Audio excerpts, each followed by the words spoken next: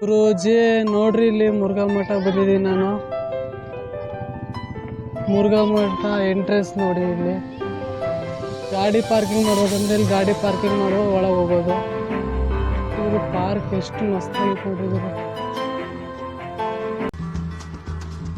ಅಲ್ಲಿ ನೋಡ್ರಿ ಮಠ, ಅಲ್ಲಿ ಕಾಣಿಸ್ತೀವಿ ಮಠ.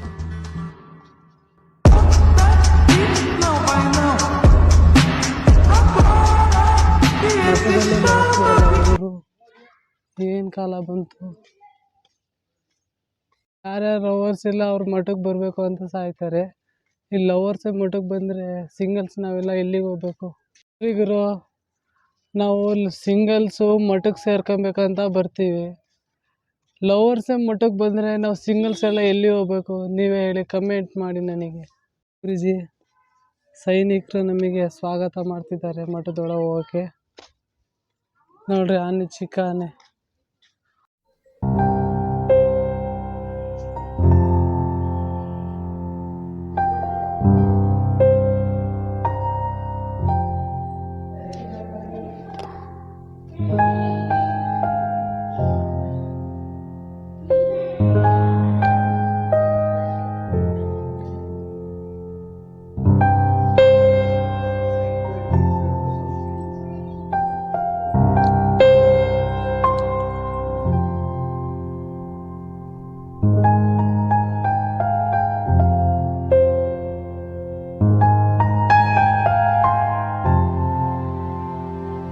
ಮಠದ ಪ್ರಸಾದ ಸ್ವೀಕರಿಸಿಗೆ ಹೋಗ್ತಿದ್ದೀನಿ ನಾನೀಗ.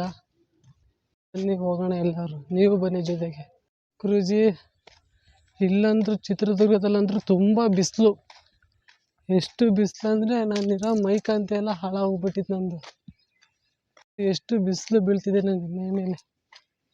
ನೋಡ್ರಿ, ಪ್ರಸಾದ ಊಟ ಮಾಡೋಕ್ಕೆ ಅಭಿಮಾನಿಗಳೆಲ್ಲ ಹೆಂಗೆ ಹೋಗ್ತಿದ್ದಾರೆ. ಸಣ್ಣ ಮಕ್ಕಳು, ಭಾನುವಾರ ಬೇರೆ ಇವತ್ತು, ಫುಲ್ ಬ್ಯಾಟಿಂಗ್ ಇವತ್ತು ಸಣ್ಣ ಮಕ್ಕಳದು. ಮಠದ ಪ್ರಸಾದ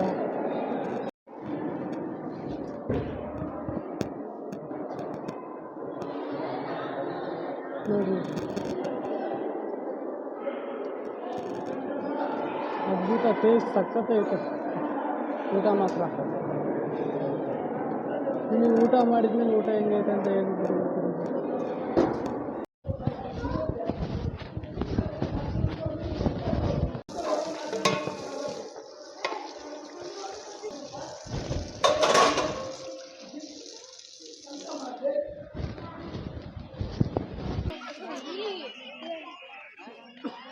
ಗುರೂಜಿ, ಈ ಥರ ಊಟ ಅಂದರೂ ನೀವು ಎಂಥ 5 ಸ್ಟಾರ್ ಹೋಟ್ಲಿಗೆ ಹೋದ್ರೂ ಸಿಗಲ್ಲ. ಅಷ್ಟು ಟೇಸ್ಟಿಯಾಗಿದೆ. ನಾವು ಸುಮ್ಮನೆ 5 ಸ್ಟಾರ್ ಹೋಟ್ಲಿಗಳಿಗೆಲ್ಲ ದುಡ್ಡು ಕೊಟ್ಟು ಹೋಗೋದು. ಮಠದಲ್ಲಿ ಊಟ ಮಾತ್ರ ಬೊಂಬಾಟ್.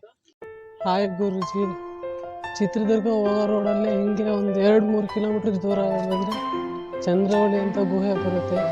ಆ ಪ್ಲೇಸು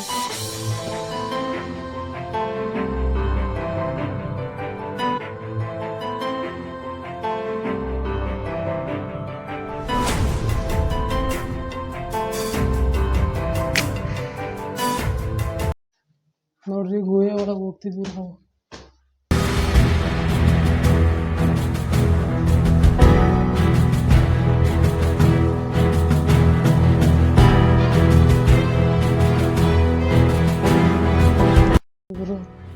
ಚಂದ್ರವಳ್ಳಿ ಗುಹೆ. ಈ ಚಂದ್ರವಳ್ಳಿ ಗುಹೆ ಏನಕ್ಕೆ ಅಂತಂದರೆ, ಯುದ್ಧ ಮಾಡೋಕ್ಕೆ ಬರ್ತಿದ್ರಲ್ಲ ಹೈದರಾಲಿ ಸೈನಿಕರು, ಅವ್ರು ಸೋಲ್ಬೇಕಾದ್ರೆ ಈ ಮದಕರಿ ನಾಯಕ ಎಲ್ಲ ಅವ್ರಿಗೆ ಕಣ್ಮರೆ ಆಗಬೇಕಂತ ಇಲ್ಲಿ ಬಂದು ಔತ್ಕೊಳ್ತಿದ್ರು. 2 ಬಾರಿ ಹೈದರಾಲಿ ಸೈನಿಕರು ಸೋತಾಗ ಅವರು ಎಲ್ಲರೂ ಇಲ್ಲೇ ಬಂದು ಔತ್ಕೊಂಡಿದ್ದು. ಹಾಗಾಗಿ ಗುಹೆ ಇದಕ್ಕೆ ಫೇಮಸ್ ಇದೆ. ಅಂದರೆ ಎಮರ್ಜೆನ್ಸಿ ಬಂಕರ್ ಸಿಸ್ಟಮ್ ಫುಲ್ಲು 15ನೇ ಶತಮಾನದಲ್ಲಿ ಬೆಳಗಾವಿ ಡಿಸ್ಟಿಕ್ ಅಂಕುಲಿಂದ ಬಂದ್ಬಿಟ್ಟು ಪರದೇಸಪ್ಪ ಸ್ವಾಮೀಜಿ ಅಂತ ಹೇಳ್ಬಿಟ್ಟು ಈ ಗೋಳಗಡೆ ತಪಸ್ ಮಾಡ್ಕೊಂಡು ಈ ರಾಜರಿಗೆಲ್ಲ ಸಹಾಯ ಮಾಡ್ತಿದ್ರು. ಅದಕ್ಕಿಂತ ಅಂಕುಲಿಗೆ ಮಠ ಅಂತ ಅಷ್ಟಿಗೆ